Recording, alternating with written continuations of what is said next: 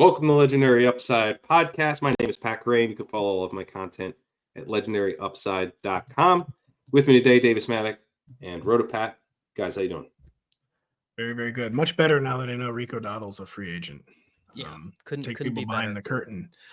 Crane's dropping knowledge on me like Rico Dowdle does not have a team. You're going to take him like in the 8th round of a mock draft, and I'm what round? Listen, I said I meant 18th. It was the 18th. 18th, right? 18th round. You misspoke. I honestly felt bad in this mock, being like, I know too much about where these players should go. It's like almost unfair because I've already been thinking about it. Yeah.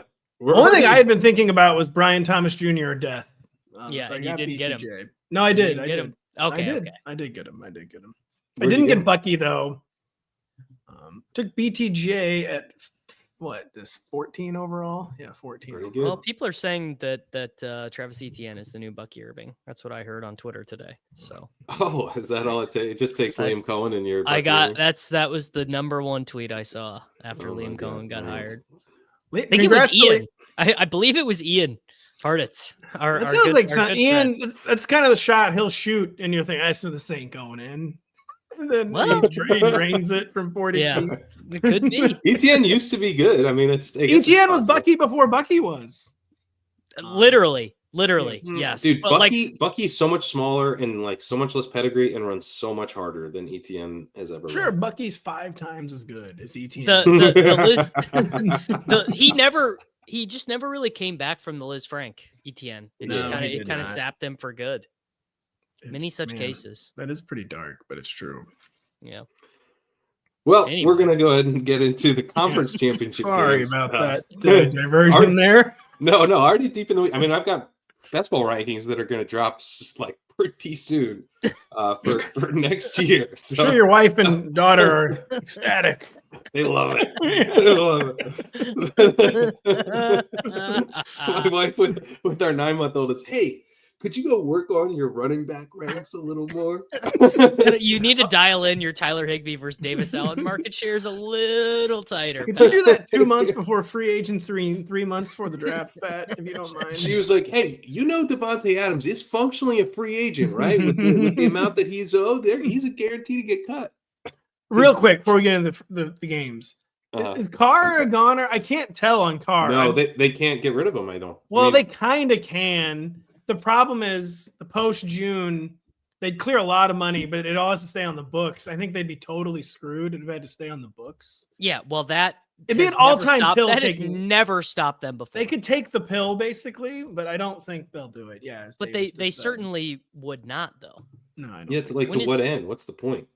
Yeah, I mean, the point is like the ripcord rebuild. Like, all right, enough. Like, we're sacrificing this year and getting the books right for 2026. Because Carr's a free agent after this year, right? Is it after this year? No, he's not. Yeah, he's not. It's such a bad deal. They already have like 3 void years too. It's catastrophically bad. All right, you want to guess? You want to guess the cap savings that they would get? I think it's under $1 million. It's under $1 million. You want to guess the cap hit? The dead cap hit they would take? It's like 97 million. $50 million. $50 million in dead and that's cap. the thing. It can be spread out over the next 2 years, but the problem is the 50 would have to be on the books until June 1st. So it's kind of like untenable. They're going to cut him next year for a dead cap hit of $28.7 million. Oh, that happens all the time. That's totally okay. Normal, I guess. That's normal. It's in the high range of normal. It's in the high range of normal, and it's not great when you're like looking for a year away. You're like, ooh, next year we can burn 30 mil. Totally normal dead cap number. Find a new slant. This is obviously New Orleans. Like, it's totally fine to cut your 35-year-old quarterback for $28 million. I mean, Russell Wilson is available. It's so bad. It is bad. It's like a franchise tag almost. Just because it's normal, Davis, doesn't mean it's not bad. If only someone could have stopped them from acquiring Derek Carr at this contract number, but there sadly was no way to prevent this, says the only team that this ever happens to. Well, he signed this deal. Like, didn't he signed a new deal with them? He already has signed a new deal. That is correct. Yeah. This is a deal they gave him after having him in New Orleans. That is factual. I think he plays this year, gets benched, and then they cut him. Gets after benched the for year. who though? Just like Whoever the interim coach. Not Hayner, but probably not Rattler. Rattler did just enough every time he played for me to be like, Yeah. I don't know. I know. There's No, something. man. No, man. No. Like tell me Kevin O'Connell couldn't win 12 games with Rattler. He couldn't. He could go 8-9 with Rattler. He could go 8-9, yeah. He could go 8-9. I don't know. I think you guys are wrong about that one. All right. We'll never know. We might. We'll see how. I was going to say, besides never, we'll instantly know. But it turns out there was a setback in BJ Yeah. McCarthy's meniscus recovery. They've traded a conditional 5th-round pick for Spencer Rattler. Yeah. Wow, that's pretty grim. Sorry, we can talk about the games, Pat. No, it's fine. I mean, these are the conversations I honestly need to have. But let's go ahead and talk the games. The first game this weekend, the Commanders and the Eagles at noon Eastern. Noon No, Pacific. come on, I did it man. again. I tried to sneak it by you. It's at 3 Eastern. It's at 3 Eastern on Sunday. Both games Sunday. Back to the old school, the way football used to be on Sunday. Seriously. All the games at once. Honestly, thank God. Seriously. It's I'm nice. Yeah. so tired. I'm so tired. On Saturday, we're taking with the baby. We're going to the zoo. We're doing like a little family day. Going to teach her some baby sign language in the morning, so that she can do more and do milk and stuff. Tell us what she wants. See how that goes. Insane. That's pretty cool. Yeah, they can communicate like way earlier than they can actually talk. So Man, I have not even come to grips yet with the fact there's no Saturday football. Come to grips in a good way. yeah, It's it's It's nice. incredible. What are you Nice. going to do with your day, man? I'd probably waste it. Yeah, same. But that's fine. I've earned the right to waste a few Saturdays. You have. It's true. You truly have. This Sunday we got the Eagles hosting the Commanders. The line opens at 4.5 and is up to 6. The Eagles as favorites. We did get news today that Jalen Hurts is likely to play in a knee brace.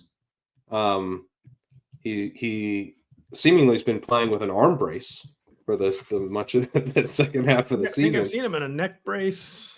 Neck brace, yeah. It hasn't been great. And yet, with this Commanders team surging, Jaden Daniels playing out of his mind, they're nearly touchdown home favorites. How you guys feeling? You start, Davis. I just think the base level analysis that everyone seems to have is the Commanders have the better quarterback. They were way more impressive in the last round. It feels like the mistake that the Eagles win all these games.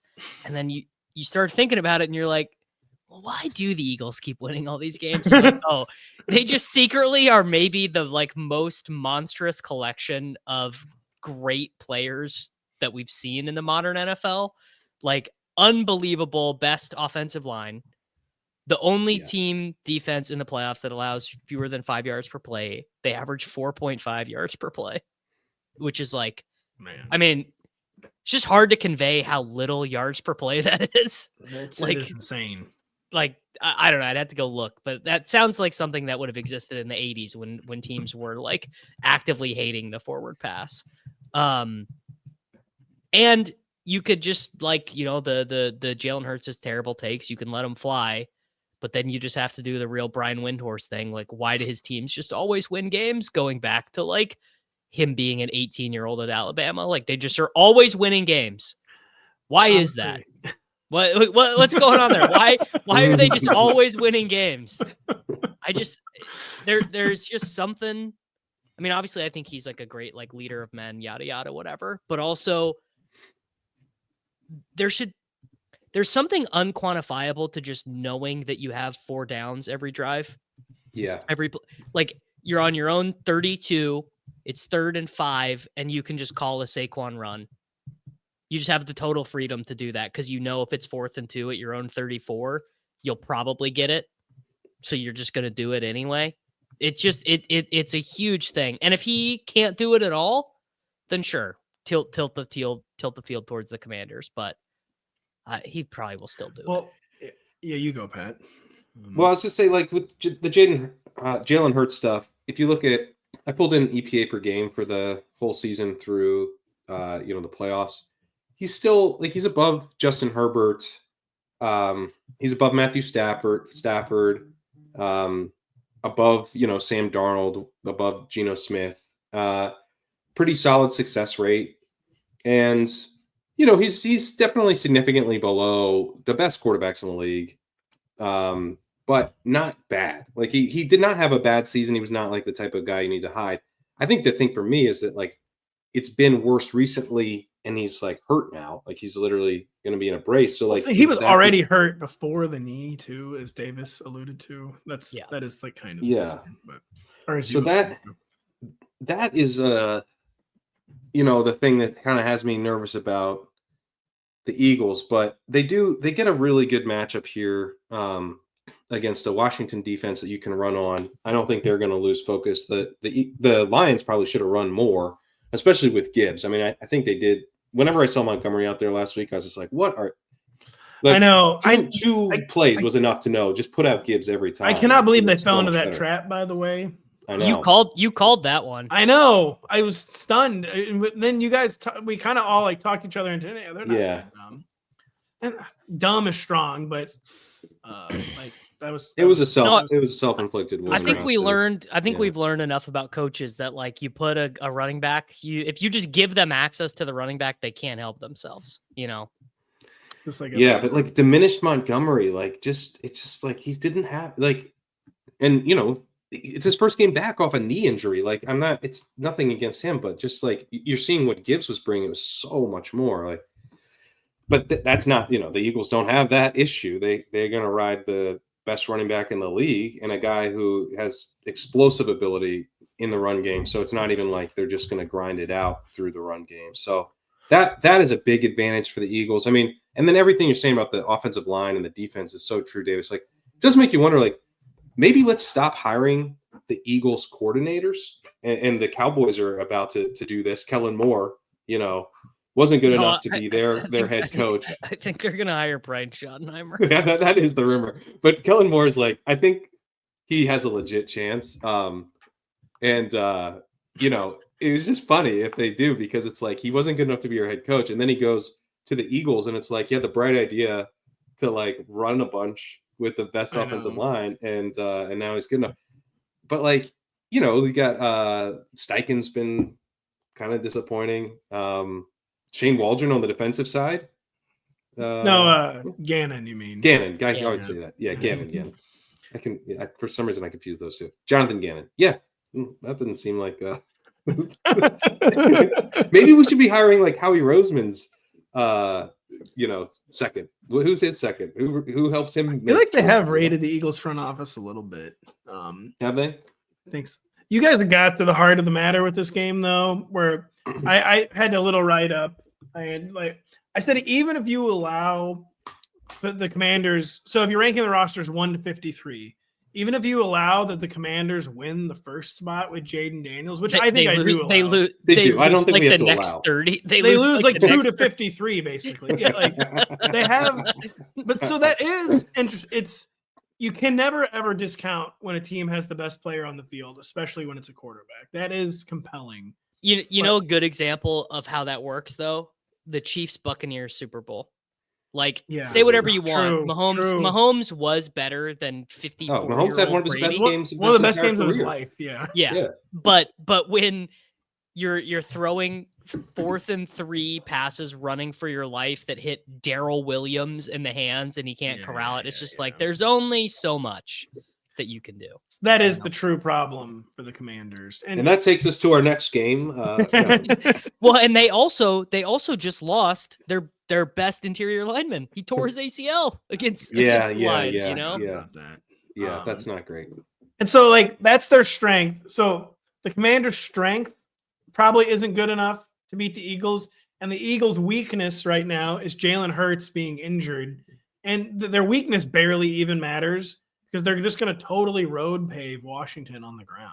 Like, unless I guess it's possible the Commanders come out and like just don't respect the pass at all, don't respect any Hurts rushes at all, and they just truly make it about like Saquon's got to hit a home run, and he hit a home run.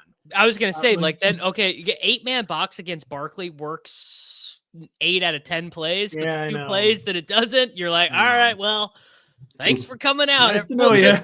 the long touchdown, the first one, both the safeties were in the box. It was a 10-man box. I know, You know? there's more stuffed boxes against Saquon to seem to make it easier because then like Yeah, it made it makes easier. Just Yeah. makes By the it way, bad. Is there anything more badass that when he breaks free and he hits the helmet? He's I running, know. hits the helmet. I wouldn't even take the field again as a Rams defender after that. I'd just like, I'm good. It's over. He's been dialed. Man, by the way, Yeah. except for evil when he slid. That was evil. That was the Right. first game. That was the first game. Who was that against? Players have gotten so in their head No, about this, I'm man. blacking out. By the way, Packers. players have gotten way too in their head. Like, I don't know, man, maybe to score the touchdown. Like, you think the Packers are going to score 2 touchdowns in 30 seconds? Well, Like, no, maybe there's an argument that scoring the touchdown against the Rams was actually worse because they left 4 minutes and 30 seconds on the clock. Let's say he goes down at the 20. You kill another 2 minutes. You get to the 2-minute warning. If you get a first down, you kick the field goal, and the game's it's a 2-score game under the 2-minute warning. You would never do that in that situation. Yeah, nor should you, to be honest. Listen, I'm pretty like pro numbers in the math, but like if we get to actually touchdowns are bad to score, I think I'm out. I think I'm going full football guy. Like watch the games. Like this is ridiculous. I can't. Same. I'm saying, bro. I am saying Touchdowns are actually touchdowns are bad. If you think from a certain point of view. To the game, but it's like the Commanders, by the way, like let's just be real. Like they punted once in 2 games. Like they're gonna punt at least twice in the first half because the defense is just that much better. Yeah. Like, the ways they won in the first 2 games just aren't even available to them in this game, basically. Yeah. And I mean, I don't know. I guess like playing with no fear.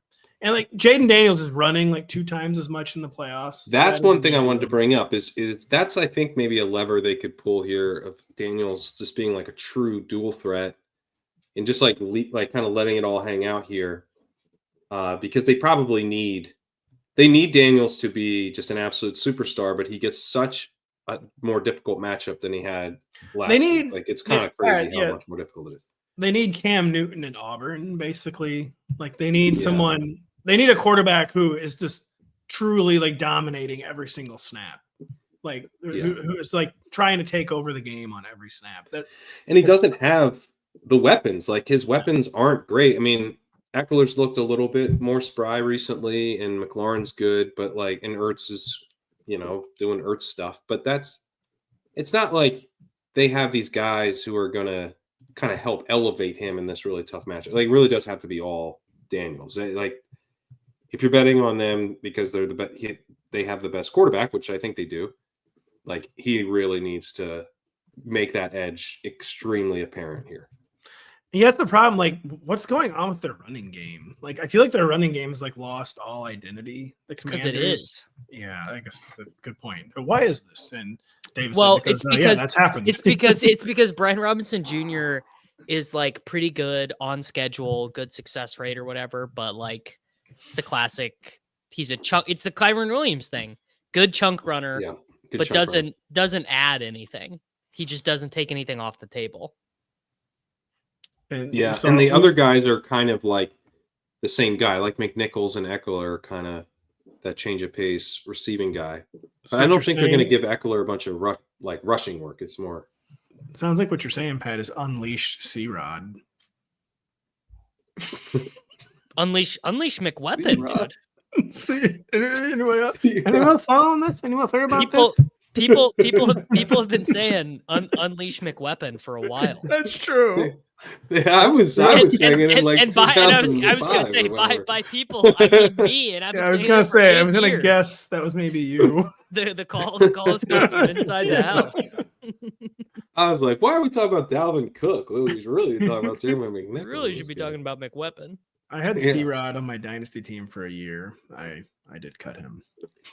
Good for you. Pat man. cutting you in That's hard. Dynasty is like the ultimate sign of disrespect. It's a bad Like, leading indicator for your career. it's Yeah, if very you got cut from a team that Kenny Yeboah that we had to have a moment of silence for. bad. Like Pat's Very good Pat point. is so low to cut his Love my Dynasty guys. guys that I like get nervous when I see Kenny Yeboah like get a snap. To this day, I'm like, I hope I didn't lead Pat wrong there. Well, and now we got Diami Brown blowing up. Yeah. Yeah, I think sadly the Commanders probably brought a Diami Brown to a AJ Brown fight Yeah. where it's Yeah. like Yeah. you're losing the Brown battle by 90 to 95% conservatively. You brought the wrong Brown. You brought the wrong Brown. Yeah. Although, I mean, you're like the Brown fight's a lot closer than it should be. That's one of the things about this matchup. Like, I'm sure Diami Brown has 80 more yards in the playoffs than AJ Brown does. Yeah, that sounds way too real. honestly might be real. I think it is. I'm pulling up AJ Brown's game log. I mean, I I'm think he's pulling got two. I believe he's got 2 catches in the playoffs, maybe 3. Diami sitting on 11 for 187 in a touchdown. So I know AJ Brown does not have him there. I AJ know- Brown has 3 catches for 24 yards in 2 playoff games. Where's he at in the air yards by low model for the playoffs, though? I don't even think high because, well, he's got 10 targets, so maybe he is actually high. In the air Yeah, yards. this I mean, weekend. No, you. He did literally drop a touchdown against the Rams, like it fully in his hands in the end zone, Yeah, that's going true. to the ground, and just said, "We're good here." He's going to be reading The Art of War instead of Inner Excellence this week. And, yeah, it's not going to be good. I'm trying to think of other dumb books I could say. I hope the inner excellence guy is like really good at like TikTok and stuff. Like I hope he's really taking this moment because when you get Oh, I this think he's already crushed. Like, He's cashing on in. seminars and stuff. Like I think this Yeah. dude, yeah, he was in like Big for Deck. him. I read some profile about him. At the height of the inner excellence moment. He was in debt. When He is was that in gonna debt happen? until. He self-financed the book, and then How did AJ Brown even golfer- find out about this book? By the Well, way, some golfer read it and like it changed his life, and then he won a golf tournament, and then he like had, I think maybe another golfer read it, and then like he like Okay. brought him out. He's like, help come train with me in Europe or whatever, and then some CEO read it and was Okay. like, Alright, he was game like, over. I'm basically an Yeah. elite Yeah. athlete. Like being a CEO is kind of like being an elite athlete, and so then he had all of his like underlings. Once the read it, CEO of and Pep big Boys thing. reads it, it's game over. Yeah. Being the CEO of Pep Boys is basically being an elite NFL athlete. Now, so. far be it from me to question a fellow starving artist, but if you're gonna write a book called Inner Excellence, shouldn't you be excellent? You know, Should Well, yeah, should it- I don't know. should a starving artist be writing a book called Inner Excellence? Well, he was, I think, a minor league baseball player, really. and hadn't achieved outer excellence, but he had mastered inner excellence, I suppose. I haven't read the book. I mean, maybe it truly is life changing, but yeah, it resonated with athletes, and I think that's how it came to be that AJ Brown. He did take a little subtle dig at Hurts, where he said, He can't. I've stop. recommended the book to Hurts. I've seen him carry it around quite a bit. I've never seen him reading it.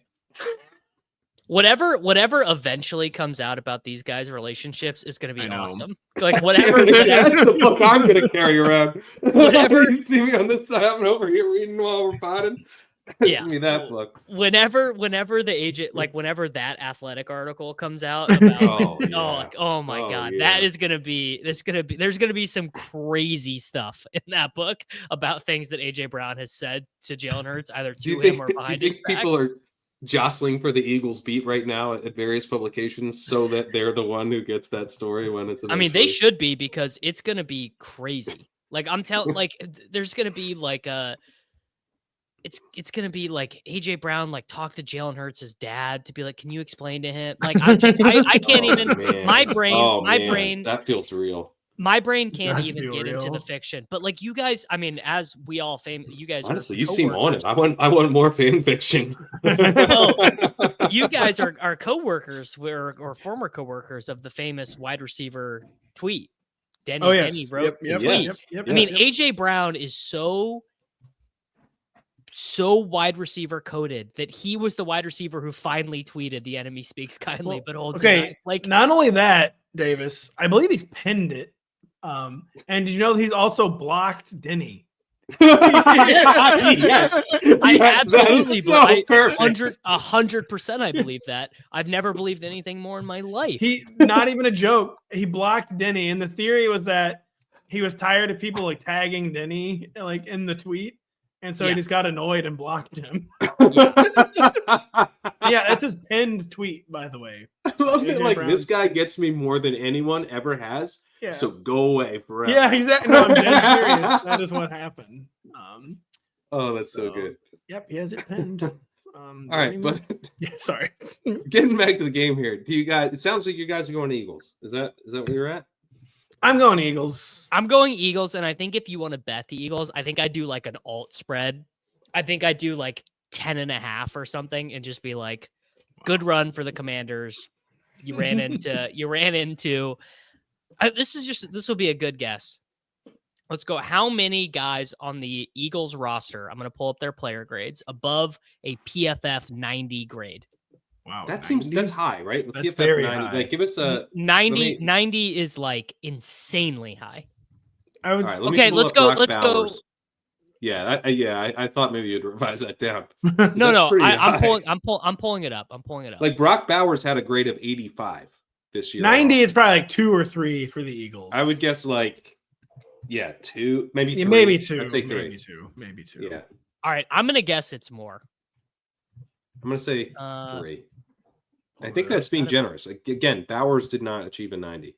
Okay, Jordan Mailata 95, AJ Brown 89, Saquon Barkley 85, Lane Johnson 85, Landon Dickerson 82, Devonta guess Smith that's one. 80. So 3 of their offensive linemen. Let's go to the defense. The defense is a little more confusing. There's only 2 regulars above 80. Wait, That are we doing is a- above 80 or above 90? I just am looking at above 80 now. Okay, above 80. But I mean, how many teams have 2 guys above 90 even? No, I know. Very few. Like Very, just very, the very, just very, the very yeah. few. Right. Yeah. It's impressive. I'm gonna listen. Okay, Washington's been a fun story, but Washington, by the way, 2 guys above 70. Whole we've roster. talked the last few weeks, and we were a little early on this, right? The Washington wasn't the NBA team who gets to the conference finals too early. the NBA team who gets to the conference finals, and they're not quite ready, to take the run and everything. So, that we've been picking against them every week for that reason, and they've overachieved for sure. And they're going to continue to overachieve because I'm picking the Commanders here. I think the vibes Are discrepancy. bad. The vibes are bad. The That- vibe you guys talk discrepancy about is the PFF grade enormous. discrepancy. Yeah. The vibe discrepancy. This team is believing that they found something. They're going against. We've seen what happens when this Eagles team gets down on itself and when the vibes are bad, and it's ugly. They lose to Tampa Bay last year. The vibes could be bad mid-game. When you're picking this game, it's the second half. It's the second half. It's the first offensive drive for the team you've picked, and they're down 10. You've got the Eagles. You're feeling awful. You're feeling so bad. You're nauseous as hell. You've actually never felt worse. You've never, You've never been felt worse in your you're- life. it's so bad. It's If you're you like have the they're like, Commanders, you're like, I'm in it. I'm in it. It's not great, but we're still in it. I'm taking the Commanders. I'm gonna have a better weekend at the very least. now conversely, it's 17-3 at the half. Jalen Hurts and AJ Brown haven't even looked at each other yet. They've actually yet to complete a pass, and you're like, how is this happen? How are they down? How are the Eagles up 17-13 and AJ Brown is doing a vaudeville show on the sideline trying to get Jalen Hurts to throw him the ball? Dallas Goedert with a trick play as their leading passer. I will say another point in the Commanders' favor is that even when everyone understands a player is special, when they're only a rookie, it could sometimes just take a long time for your brain to truly adjust. Like even the bookmakers, because to just truly adjust to the fact that like Jaden Daniels isn't just like a superstar. He could be like one of the 2 or 3 best players in the entire league. And like we just have our brains like genuinely is like can't even comprehend that yet. But I mean, clearly it's within the range of outcomes since he's a rookie and he's basically single-handedly willed them to the NFC Championship game. No, so that is like another avenue for Commanders victory. They're like, even though we talk about Jaden Daniels as a superstar, we still like are like underselling it basically. And then he's like one of the 2 or 3 most important players in all of the NFL. And no, honestly, this is the best case for the Commanders I've heard yet. Is it's one thing to be like, oh yeah, Jaden Daniels is the best quarterback in the NFC, which is like, yeah. Okay. So am I. Well, let's be real. Like 2 good players. No, true. Yeah. It's also hard not to fully visualize the conversation in Philadelphia on Monday if the Commanders win and the Eagles lose. I can see it so clearly, like that it almost feels like it must therefore happen, where it's like you can have the best offensive line in the league. You can have the best defense in the league. If you don't have the quarterback, that's the left. We just lost to the quarterback. We don't have the quarterback. They have the quarterback. That's what it's going to be. Yeah. I can see it. I can see it. So another the future seems so clear. It's hard not to believe it. It's true. That is disturbing. Yeah. I put in writing, I think the Eagles are going to win, but yeah, I feel it. And again, I'm picking the Commanders, but I understand. The vibes fixer has been Saquon like all year. Why the Eagles are favored. Such a good point. Basically, anytime there's a dark moment, he just scores a 61-yard touchdown. DeAndre Swift, that's a good point. there was not a really 60-yard touchdown walking through that door, No. But no. And this is the point, Pat, you may remember I was trying to make all last offseason about Derrick Henry and I was trying to make about the Ravens and the Eagles. Like, yes, it's very good that your blocking and your scheme is so good that any running back can average 4.7 yards per carry. That's inarguably good. But what if instead of moneyballing the position, you got someone who is actually good at the position and then put them in that situation? An average 6 yards a carry. So that was the point I was trying to make. And you didn't even really like. I'm not even saying you're on the other side of this point. We were on the same side. Yeah, right? We kind of it was me, you, Pat, and me, you, Denny, and Kyle, and we were kind of on the same side. We were for the most part. The allegiance would occasionally. I would occasionally tilt because then you'd say like a bunch of boomer stuff, and I'd have to be like, hey, chill out, man, chill out. There's no way Kyle acquiesced to this. Kyle would not have allowed this. He would have been like, nope. No, yeah, Kyle was dead set against me. He was dead set against me. Gus Edwards just as good. Yeah. There's literally the first, because I searched Henry in my messages, and literally the first message contained Gus and Henry. Yeah. So it was very much Gus is extremely not good is a text I got from RotoPat around this time last year.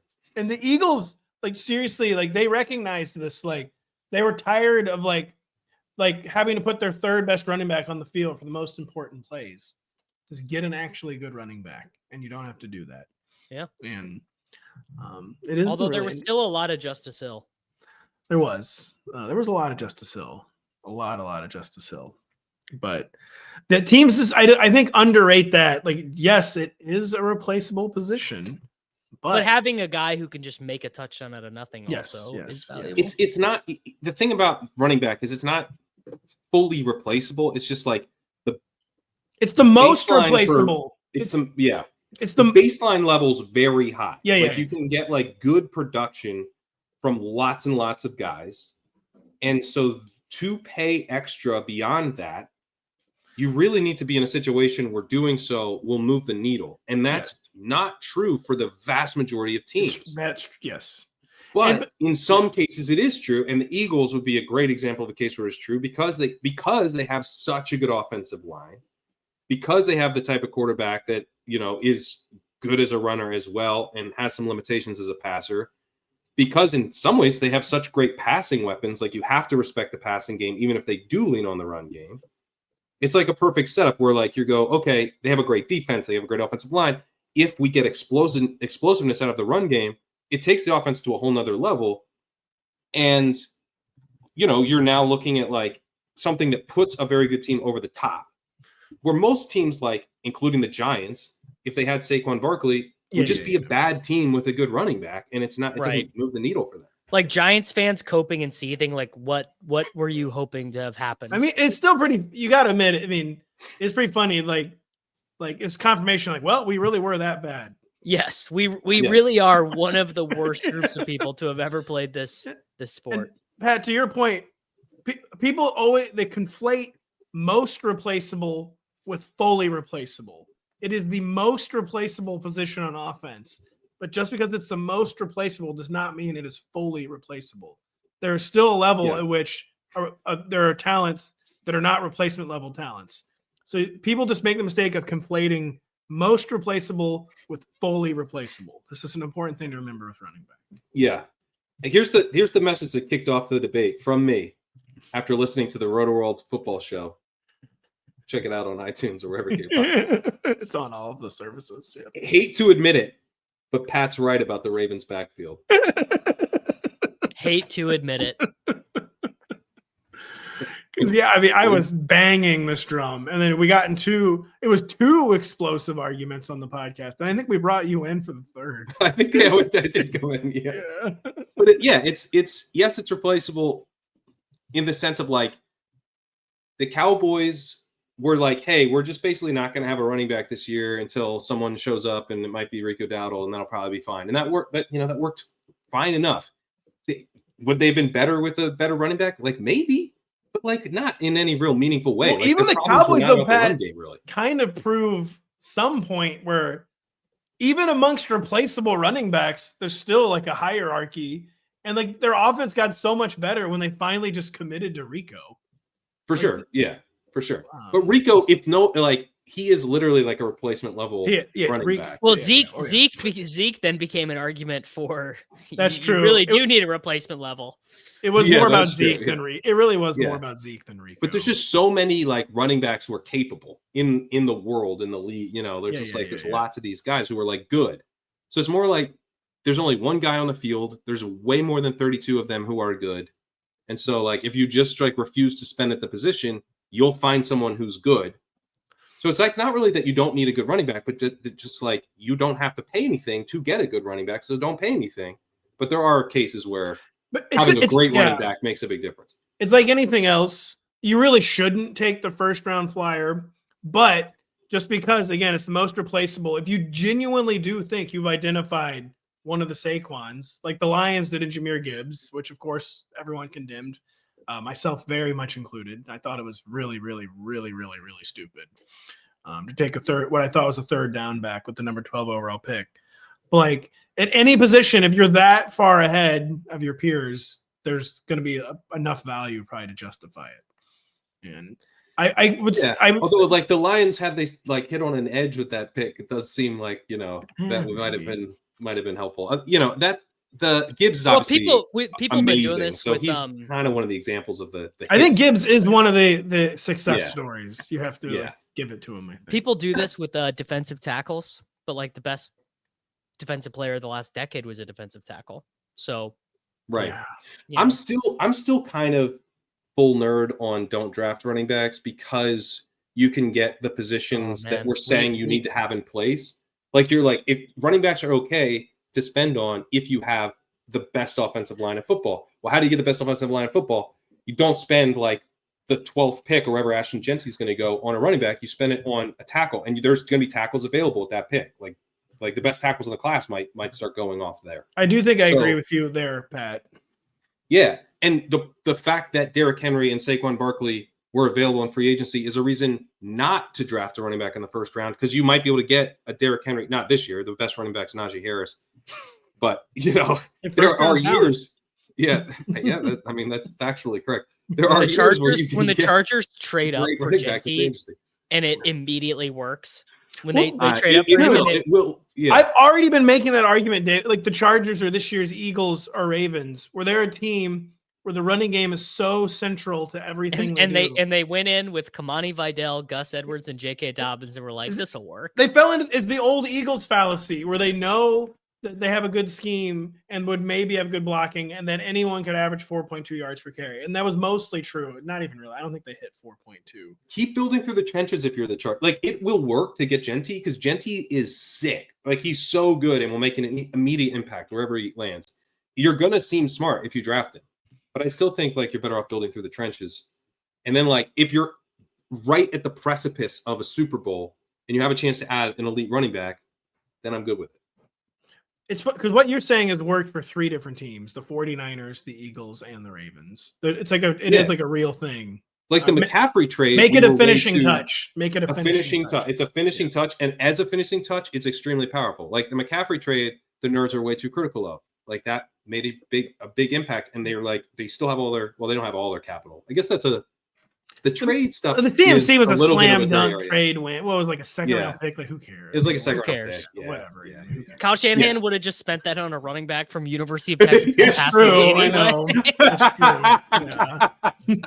And I was just gonna go with like Tank Bigsby anyway, so why not just take McCaffrey?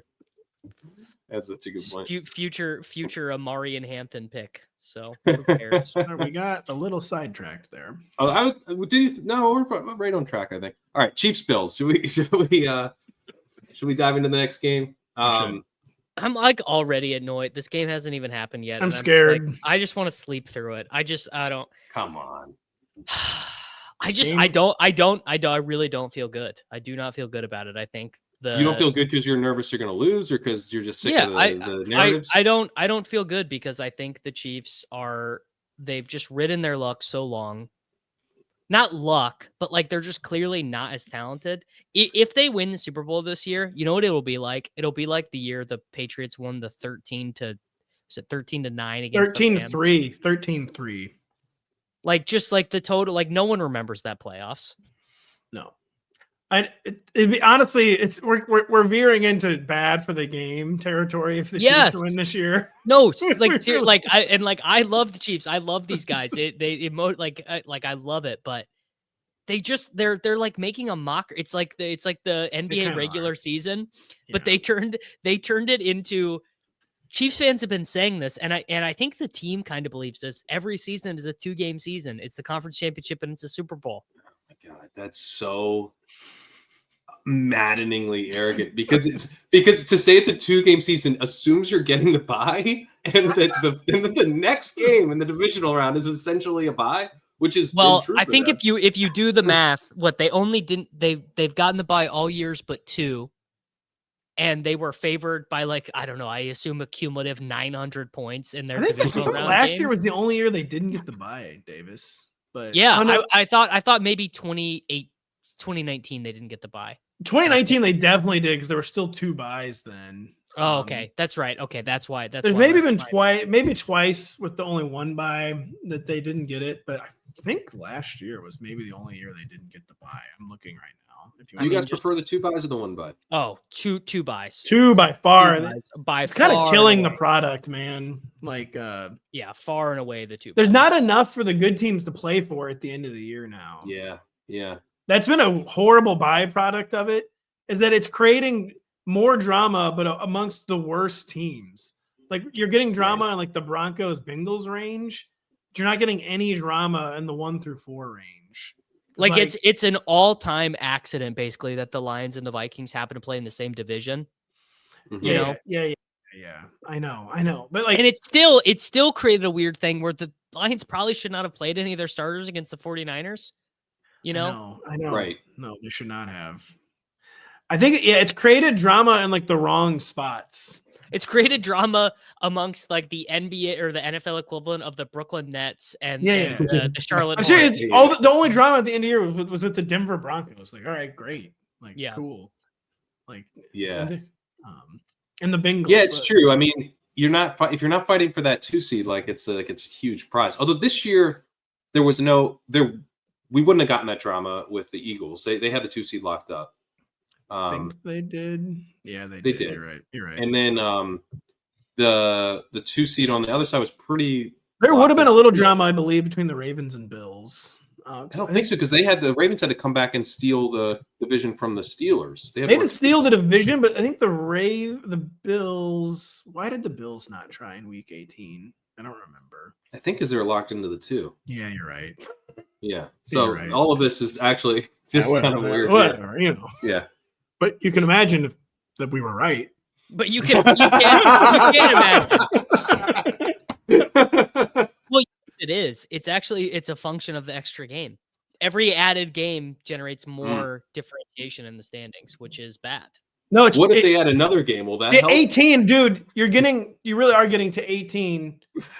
Like way more players resting at the end of the year because Davis is right. The bigger the sample size, like you need the 16 game sample size. That was like the pure maximum chaos. That was when football was for men. Yeah, you know what? Actually, just the fact that it is an odd number.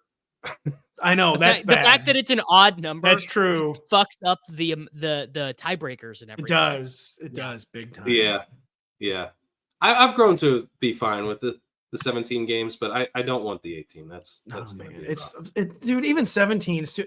17's too many. It's too many, and too many. Honestly, the record book should mean something. I know it's not baseball, but it's kind of dumb to just like incinerate your record book. Well, the thing that saves football from that is like we've had 10 game seasons, 12 game seasons, 14 game seasons. Like it's not. We had 16 though for almost 50 years by the time they changed it. Maybe only 45, but it was going on half a century. And we're gonna see with the NFL. I think this is getting really out there, but like I think they're gonna start messing with people's body clocks because, like, when you're a huge sports fan, especially, like it's kind of sick and weird, but like, all right, it's the MLB playoffs. All right, it's the NBA playoffs. Like, all right, hell yeah, the NFL. And like it's like January 15th. And the Broncos and Chargers are playing a regular season game. It's like, dude, what? Like, no, this is such a good point. It really is. The Super Bowl's in March now for some reason. That seems weird. Yeah. I don't know if people outside the industry care though. I think that they'll care in ways they don't realize. Where it'll be like that, where they're like, man, this is just too long. Like I used to be able to watch every game when it was over around Christmas, but like I kind of got to move on. And then the fantasy, like I don't remember setting lineups on Christmas Eve on New Year's Day. Yeah. I think some of this is just like us getting old though, because like young people's bodies clocks will be whatever they're told they are, and so they'll as long as like the young people keep watching the sport, they'll be in a staff. They'll be like, football in March? What is this? You know what the NFL? If the NFL really wanted to do it, they do 2 seasons. That's how they really two 10-game seasons. The split season, kind of like that happened. That happened in MLB once. I think maybe it happened in the NFL once. Strike seasons, they do the split season thing. Yeah, I'm saying. Well, we could. With the NIL stuff and the players staying longer, does the kind of the tacit truce between the NFL and the college break down at any point? Do we get a true minor league? It already kind of is. The NFL is biting the hand it feeds there a lot. Like they need to give the playoff like more room to breathe. Like they're forcing the college football playoff to be played at all these weird times. The college football playoff being on the same day as an NFL game is like literally one of the most distasteful things I can imagine. It is, and that's the NFL's fault. Like just absolutely, like the NFL is. I think. What if we all just watch the college football playoff game next time they have? I don't even watch college football that much. I mean, come on, man. What if we just go? It was Penn State and SMU, man. I mean, come on. Never mind. It was really like Ken Jennings was involved. Oh my god, I'm watching NFL. I hate it though. Stop. And Christmas Day, like I'm not an NBA guy, but that's for the NBA. It's for Christmas the NBA. No, I straight up, I was like, I'm watching the NBA. I did the same thing. I protested too, actually. I watched the Chiefs game, but Ravens Texans I put on the iPad. I was like, I'm just not paying full attention to this. That's good. Anyway, Bills Chiefs. The Chiefs. Pat, do you have something to say? 3:30. I'm setting up the game file. It's 3:30 Eastern. The Pacific. I'm looking at it in Pacific, and that's why it's throwing me. 3:30. It's not even a bit anymore. 3:30 Pacific, 6:30 Eastern. And we're looking at a Bills team that is 2-point dogs in Arrowhead. Davis just talked about being nervous about the game. I think I like the Bills here slightly, kind of like last week. I slightly like the Bills. I think Allen is the quarterback who I trust to take the game over. And not even like who the better quarterback is, but like who is more likely to take this game over. He's gonna take it by the scruff. Yeah. And I hope the Bills. Definitely Allen. Mahomes has taken 0 games by the scruff this year. He's taken moments by the scruff, but not. He has like a taken full game. moments. He took enough moments against the Texans. Like, I mean, he's still like I just like Corinne and I. We've this is all our taken second moments show against the we've done. Texans. That's true. That's one of the NFC quarterback level. The thing is that I think pretty clearly there's not a differentiation in his ability. That's the thing that's so crazy about it, is you're not like, oh, he just went to 0 overnight, or he got hurt, or he's making this mistake. It's just combination of Nagy, and I think the big thing is you saw this with Brady too. It wouldn't even really so much be about his wide receivers' ability, but it would just be if he didn't trust them. If he was just like, if I do this throw slightly wrong, Worthy or these guys are not going to protect me the way even like DeMarcus Robinson would have protected me. DeMarcus would not have let this turn into a negative play, right? And he just, it's like they're chopping and changing. We're starting a different group of guys. We rotate all of them. They all play 40% of the snaps. He probably doesn't even know who's on the field with him half the time. He says, oh, is this Juju or is this Hardman? Who is it? And I think it's like gotten into his head, and it's certainly gotten into Nagy and Reed's head. I mean, that is the obvious thing, is those guys don't want to take chances either. They're just like, all right, get the defense back out there. The Chiefs scored 30 points 2 times all year. One of them was in overtime. They needed overtime against the Bucs to get to 30. Man, the Bills don't do it this year, man, because this Chiefs roster. They are. Well, they're never coming back. It's a little bit of a false thing because the defense will be worse. At some point soon, the Chiefs defense will be much worse. It'll be Chris Jones ages out, someone leaves, someone gets a big contract elsewhere. The defense will get worse.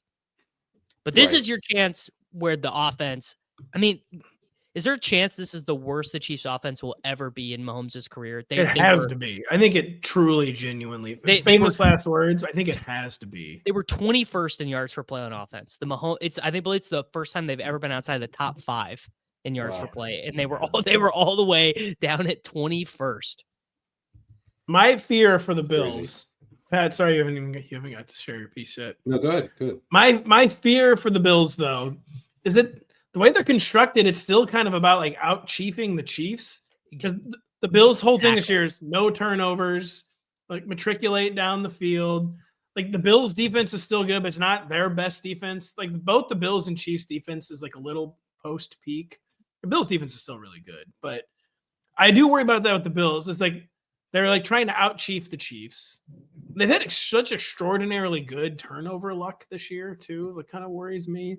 That tends to, when you have like that really good turnover luck in the regular season, I feel like it doesn't usually like at some point the sample size catches up with you. Chiefs haven't turned the ball over since week 12. I didn't know that. All right, never mind. They're both screwed in that regard. Well, what it is, it's going to make it a bigger deal if someone does turn the ball over. You're going, shit, I don't even remember what this is like. Yeah, I know. That's the thing with not turning the ball over is like if you do have one of those games where you do turn the ball over, it's like, are they going to panic? It's kind of what happened to the Ravens. Well, the Chiefs are not going to panic. Yeah. That's the thing. I will say there's a lot of advantages the Bills have. None of them are mentality related. No. Every mental preparatory, it's all, you're like, oh, the Chiefs are way better at that. I mean, and two, it is this genuine human nature territory. Like, how many different times can we lose to this team? It's in Kansas City. I mean, it did need to be in Buffalo. I mean, you could make the argument that it's better not to be in Buffalo. Like the pressures, there might be something to that sometimes, but it's like the Bills' offense. I feel like just feels better, and I'm sure I know they scored more points. They were a little more explosive, but I think we kind of overrate that's how different the offenses really were this year. Like this was not even close, obviously, to the most explosive version of the Bills offense. And like, they're kind of struggling to find big play guys. It wasn't, but it was like is maybe Allen's most explosive year at times. I mean, he's had some of his most explosive games this season without any weapons. And we had the greatest game in fantasy history against the Rams. Yep. Yeah, I mean, the dude is, he can truly put the team on his back. He's like if Cam Newton. I wrote this week. He's like if Cam Newton turned the efficiency dial up to 11. That's basically what Josh Allen was this year. Yeah, and so that's you kind of need Cam in the biggest game of his life, in the best season of his life, had the worst game of his life. You could argue his other biggest game against Oregon, it was the culmination of putting an entire team on his back. That's kind of what Josh. I was thinking of the Broncos Super Bowl. No, I know what you were. Yeah, I'm saying he's had two biggest games of his life: the game against Oregon and then the game against. I mean, certainly the Bills can win. Like weirdly, I feel like if they were all like memory wiped before or something, or they got to, they all got to take trazodone to regulate their emotions before the game started or something. Bills by 10. But I just like imagine the Chiefs defer, the Bills get the opening kick. James Cook run 3 yards, incomplete pass to Khalil Shakir, 3rd and 7. Josh Allen throws a seam route to Kincaid. He just drops it. Okay. Chiefs get the first. You lost me, Kincaid. They're not. They don't target him. Target for Kincaid on the first drive. They don't target Kincaid in games. Chiefs get the ball. First down. Kelsey does his little first down dance. Oh dear. Kareem Hunt 1 yard touchdown. What is the psychic condition? Mahomes is barking. Mahomes is going, let's go. Yeah. They've shown God only knows who's in the suite with Taylor Swift. But they've shown Taylor Swift. That's a good game. What a surprise! What celebrity? What celebrity will be in the box? Yeah, they won't. I'm sure they won't even bother to show us. Leonardo DiCaprio's in the that'd be crazy. Leonardo DiCaprio's in a Mahomes jersey. Yeah, no, it'd be even better. He's in a Charles Omenihu jersey. Yeah. As longtime listeners of our show will know, one of my ongoing rants is that McDermott is the Kyle Shanahan of defense on the defensive side. We're like, he's so fixated on how they lose rather than how they're going to win. Whereas the Chiefs are the ultimate, how are we going to pull this out, bro? And I know we're going to do it, but like, what's it going to be today? Whereas McDermott and Kyle Shanahan are always like, they're so fixated on the ways they're going to lose that they don't focus on the ways they can win. You know what? That's actually, I've never heard someone distill why Spags is so good at his job before in a way that makes sense, but it's because he actually doesn't give a shit about losing. I think maybe because he knows Mahomes is on to get the ball if he does get burnt. Like the famous one is against the Ravens last year. It's the biggest play of the game. I don't remember what down and distance, but it was the biggest play of the game. And he called a cover 0 blitz, left 3 guys in coverage, and just rushed 8 dudes and just said, "Good luck." I mean, that's crazy. I know, crazy. McDermott would rather die than call cover 0 on a 3rd down. He would. He genuinely would never do it. Straight up. And so I think I've just talked myself into the Chiefs winning. Well, I know that's what happened this week. In writing, when I had to write, I wrote the Bills. Then on our podcast, because you're looking at facts and data. Exactly. I know. But then on Thursday with Denny and Kyle, when we actually started talking through the game, honestly, all 3 of us were just like, we just keep describing a Chiefs victory. If the Bills were like a little bit more explosive, if the Bills had a wide receiver you were a little bit more afraid of. That is the true problem, Davis, is that there's too much like the Chiefs. And like it's like in politics, like why would I vote for that party? Like when you're trying to do the light version of the other party, why would I not just vote for the real party? It's the thing, like you're trying to do Chiefs light, but the Chiefs are there and they're just gonna be the Chiefs. And they're just gonna beat you probably. Yeah. I will say an X factor could. That's why the Chiefs are red. They're yeah. I will say this. Oh yeah.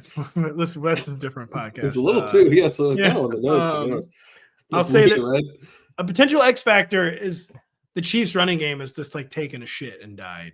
They're Basically. bottom in the entire National Football League in explosive runs. Dead last. No one had fewer. And it's gotten worse like over the past few weeks. Like Pacheco is like is the ultimate like why did this guy rush back? Like Well, I think so that could be totally addition by subtraction because what if they just don't play him? they and might not. And they just go, we're just tell us we won't pass 70% of the time because we will. That's interesting because I think the path to beating the Chiefs is just to dare them to pass more, because the passing game's been so dink and dunk and unexplosive, and they're not taking a ton of chances, and they're not connecting downfield, and they haven't had to. Like they haven't been punished by anyone for not doing that. If I told you Worthy has 111 yards in this game, are you just like, oh, okay, the Chiefs easily won? Kind of, yeah. Yeah. I think if Worthy goes off, then I They know just the Chiefs honestly have won. like this goes back to the trust thing though. Like I feel like Mahomes just honestly just doesn't trust him. Well, to both your points though, what the game plan should not be you should still I feel like not want to make the Chiefs like the Bills game plan should not be we're going to make the Chiefs passing attack beat us. I think it should be because then you're not going to win a Chiefs style boring. Here's the game. problem though. I think to Davis's point, then he has no choice but to start trusting these guys. What if they accidentally shake the Chiefs passing? Oh my God! Loose? What if they accidentally like it? I'm serious. They could shake the passing attack loose that way. Mahomes like throws a behind the back pass to Kelsey and is like, "I think I got my swagger back." Yeah, or he's like, "Screw it, like whatever. I got these are the guys I got. I should stop fixating on who's not here, and I got to pass to these guys." And I don't know. This is getting into Galaxy Brain territory, but no, I get what you're saying, but all right, including the postseason, Mahomes has a 7.1% deep passing rate this year. Sub Minshew. Is that the lowest in the history of the league? That is just below Kirk Cousins, 7.3%, Aaron Rodgers, 7.5%. Daniel Jones, 8.5%. Cooper out of the Rush, league, out of the league, 8.8%. There are three quarterbacks below. Gardner Minshew, as Davis mentioned, is one of them, 5.9%. Any guesses on the two franchise quarterbacks who are below Mahomes? Take any stabs? I'm gonna look Rosen, at this. maybe. I'm gonna look at No, two guys this year. They're starting quarterbacks signed to. They're not on rookie deals. Teams said, yes, please, this guy. So it's not a rookie quarterback, so it's not Bo. Not a rookie quarterback. No. Right. These are veteran. Hurts? Hurts is close. Hurts is 8.7%. Not Derek Carr. I know that. No, he takes chances. Yeah, he does actually take chances. Yeah. It's not Geno. Is it Stroud? It's Jared Goff. Wow. At 6.4%. And you guys should have got this one. Tua Tagovailoa at 5%. Yeah, never mind. That one was that one was there for you. 5% for Tua. But I mean, the daring isn't about Patrick Mahomes can't beat me through the air. Obviously he can. But the daring is, can you guys be explosive through the air? And I think the Bills, despite the lack of weapons, can be explosive through the air. And part is because Allen's such a good rushing threat, and because they do have an explosive running game. You know, Ty Johnson's been really good. James Cook has been good. Like they can generate explosive plays, and the Chiefs have just really struggled to do that all year. And like Kareem Hunt's been solid for them, but he's not explosive. No. You know, so you're just. I think if you're the Bills, obviously you run the risk of the Chiefs waking up and Patrick Mahomes taking this game over, which is like a very, very real risk. But I think a bigger risk is that you try to play one of these boring one-score games that the Chiefs have won all season and look, you know it, they won another one. Like, don't play their game, play your game. Because again, that goes back to my point. My concern for the Bills is that they're constructed to out-chief the Chiefs. And kind of in concert with your point that don't do that. Actually embrace your big play DNA and cut Josh. It's a bad game plan for anyone to do. You should just try and That's punch true. them. You should just try and punch them in the mouth because they're pretty Yeah, like- susceptible. Don't be afraid. What if we score too many points? The other quarterback might beat us in the AFC Championship game. Here's the thing: have they a little are courage. they certainly are afraid.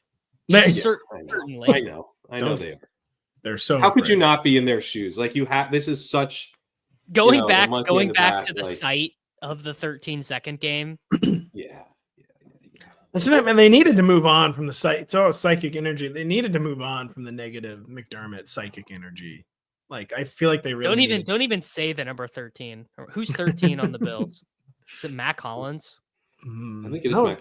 That actually might be a way to exercise the psychic energy because he's be been like, a big we're vibes guy for we're them. running a trick play for Mac Hollins' first drive. I love it. I'm trying to find. Okay, yes. Oh my god, I found a stat last week. You may have seen this. The Chiefs. Okay, Patrick Mahomes between the playoffs and the regular season has started 131 games. How many multi-score losses do you think they've had in those 131 games? The Buccaneers Super Bowl. Yes, It's I think it's like two or three. it's four. It's four. Yeah, okay. One of them was to the Bills this year. It was by 9. And that was fake. It was fake, it was yeah. honestly such a fake double digit. Like It was. Yeah. So they've had, so that is weird. You could look at it both ways. I was worried Davis was going to say fake news and really extend your political. McDermott could be like we're not blowing. He could convince himself the only way is that the only way to beat the Chiefs is in a close 1-score game. Like you will never blow them out. You'll never get a 2-score lead. You'll never blow them out until you do because That's true. Because that's just it's just how prophecy. it's just how it is. Yeah. Here's what I'm wondering if maybe we're at with the Chiefs. Obviously, this is a dynasty, and they're potentially three-peating. But doesn't it also kind of feel like they're in that kind of like mid between eras phase? It does. That the Patriots went Well, through? the thing is that it also felt like that when they won their last 2 Super Bowls. They trade Tyreek away, and they're like, all right, well, I guess the Chiefs are just going to win 9 games this year, just easily win another Super Bowl. Yeah. I had more confidence in last year's team for some reason than this year's team. I did too. I did too. Well, Kelsey was younger.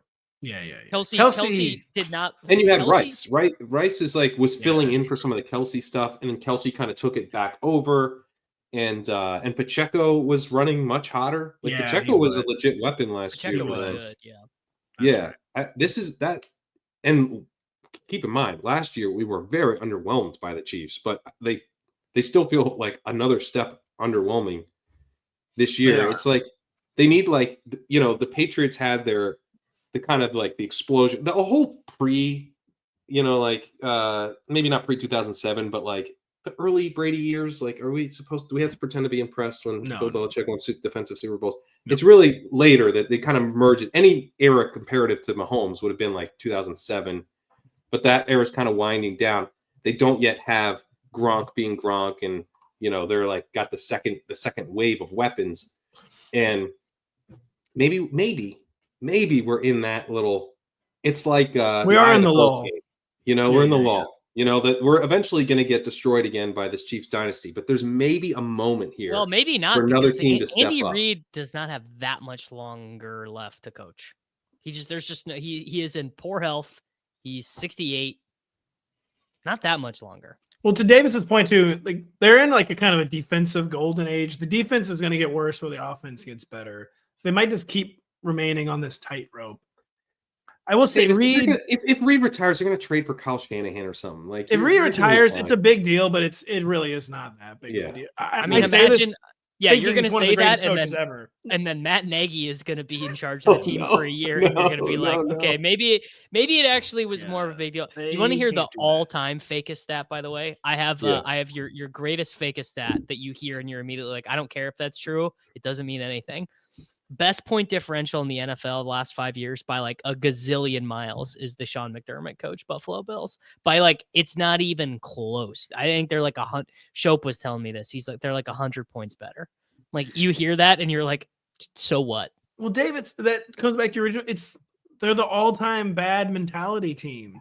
Like the second They are that much better than basically everyone who's not the Chiefs, and it just doesn't matter because they can't get in their head that they can actually. What we need though, here's what Davis. This is what you need for people to kind of come back to the side of the Chiefs is you actually need the Bills to win this Super Bowl, and then have like the most disingenuous touting take place. Disingenuous rewriting of history using that stat you just gave to say that actually the Bills have been the best team of this era the whole time. Yes. The Chiefs have gotten lucky. And then there's going to be someone else who said, let's be real, even the Ravens are even second. The Chiefs are actually the Ravens are really better than the Chiefs too.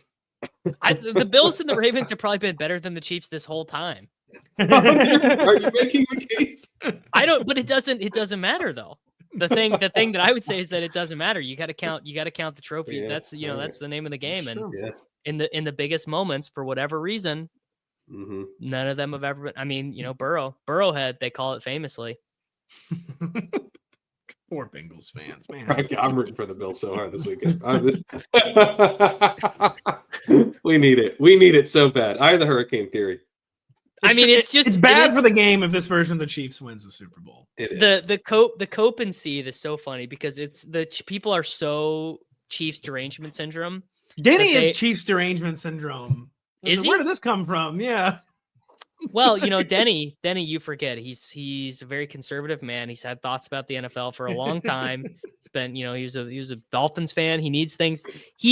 Denny is now of the age where he's like, I can't have my scope of the NFL be rewritten by this group of guys winning 4 Super Bowls or That's maybe true. 5 Super Bowls or 6 Super that Bowls. Is part of it. Yeah. Because he was like, he was talking about annoyed, and Kyle and I were both like, no, man, we front run the Chiefs. This is like Michael Jordan or Tiger Woods or pre-Durant Steph. Like this is a really fun front run. So I mostly front run the Chiefs and their greatness. It was fun. It's not fun anymore. It was fun this year. They need like a little bit of a narrative reset. They need to lose once, basically. Like there needs to be. They need to lose. They need to lose, and ideally, they lose because their offense isn't explosive enough. Can't get anything going. Yeah, that explosion. We want explosive offense from Patrick Mahomes. If you really think about it, though, it's actually all time like them making their own luck because they lose Hollywood Brown. They lose Hollywood Brown in the preseason. They lose Rashee Rice in week 4. They lose Pacheco to the broken leg. I can't remember if it was the week before or the week after. And then they just next man up. Juju Smith-Schuster has to play 70% of the snaps. I guess that's what we're doing. Kareem Hunt. I think this Chiefs season could have been a lot different had particularly Rashee not gotten it. See, the Rashee Rice thing did change. Yeah, that's a big deal. By the way, Andy Reid, one of the greatest coaches of all time. Not taking anything away from him if he were to retire, but the Chiefs they got Patrick Mahomes. So any great coach. Spags is not that old either. Spags is. And the thing with Reid, we know he was an all-time great even before Patrick Mahomes. But it is the classic. Guess how many Super Bowls he won before he had Patrick Mahomes? Yeah. And it's Mahomes. Well, Mahomes, how many Super Bowls did Belichick win without? That's true. Even they have all-time high baselines, but even the greatest need someone to put them over the top. Yeah, quarterbacks are kind of like running backs for coaches. Yes. That's perfect, actually. That is perfect, actually. That's a great point. Yeah. All right. I think, can we leave it there? You guys are picking, who are you picking? I know, Davis, you're picking, well, I don't want to put the words in your mouth, but I don't know. I can't really. I wrote the Bills, but it's very hard to, there's no reason it shouldn't happen. It's the classic, though. It has become the believe it when you see it. Like the Bills should not lose this game. The Bills should not lose this game, but I will believe that they've won it when I actually see it. The Bills are definitely better and will be deserved winners almost regardless of what happens in the actual game. But the dragon is not dead until the dragon's dead. Yeah, man. Pat, you're officially picking the Bills or the Chiefs? I guess the Bills. I wrote the Bills in writing. Then on the podcast. Was the most Chiefs Bills pick I've ever seen. So I wrote the Bills on the site. On the podcast, I was like, man, come on, it's the Chiefs. And this one has been like somewhere in between. Yeah. I recently rewatched Kelsey's Super Bowl trophy speech from last year. and he gets the trophy, and the first thing he says is, "I can't wait to do it again. We're going for a three-peat." Oh, Crane is veering into Chiefs derangement syndrome. I am. I'm starting to get a Crane, little or deranged.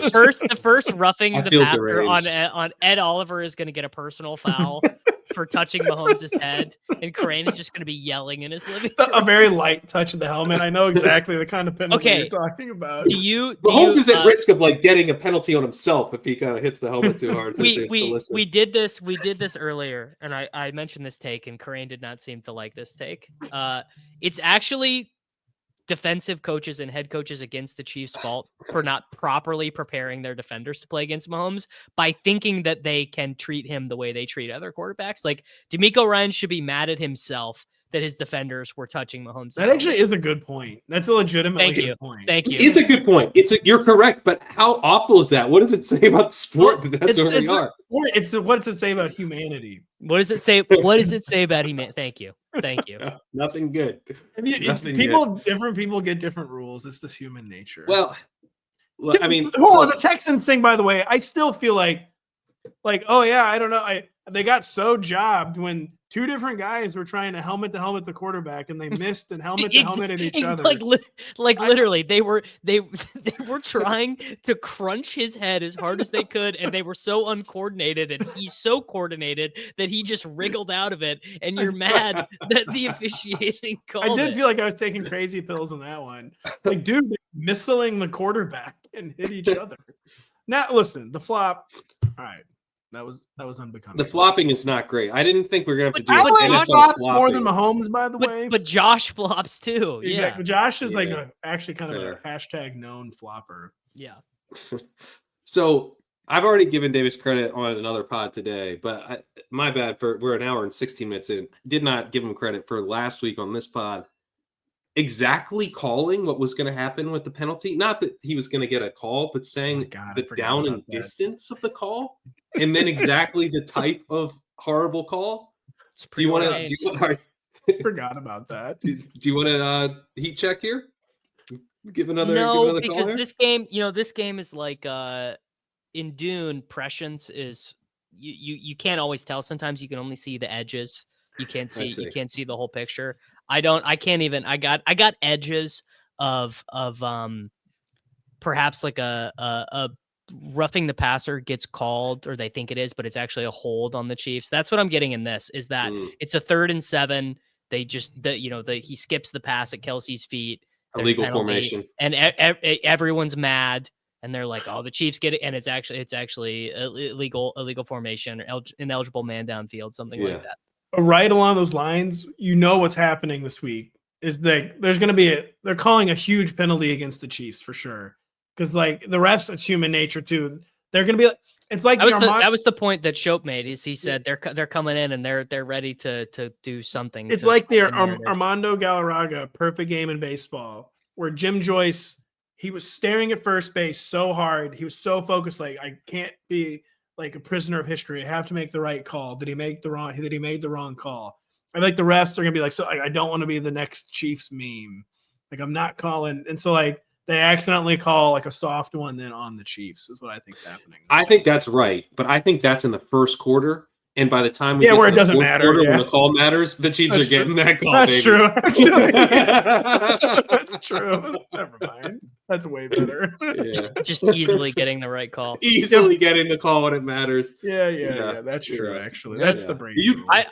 It's the cope and seethe bowl. There's coping and seething on both sides. In fact, if I'm the Bills here, and by God, maybe I am at this point. I'm pretty in the bag. But you don't want the call, right? No, you don't want the call to have gone your way early, because there's going to be a pivotal moment at the end of the game, and you want that call, to still be potentially in your favor because of how much it's in their heads. All right, guys, I think we can close it out. We've talked about a number of unrelated subjects. It's some digressions. And the conference championship games. It was a lot of fun. Appreciate you guys coming on. Anything to tell the people about before we get out of here? No, just Yeah, be not ready. really, Be ready actually. for the big board. I'm gonna stream all 150 of my big board when they launch yeah. it. So I'm be ready. working on my seasons in review article. I want to publish it Super Bowl week to give people something to read during the week.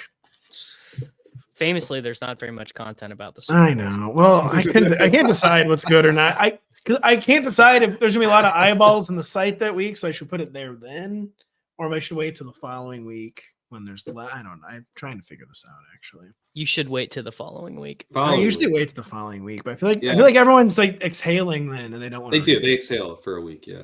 So I feel like I might want to put it during Super Bowl week when people are still holding their breath. We'll see. I wish I there don't was a know. way to A/B test.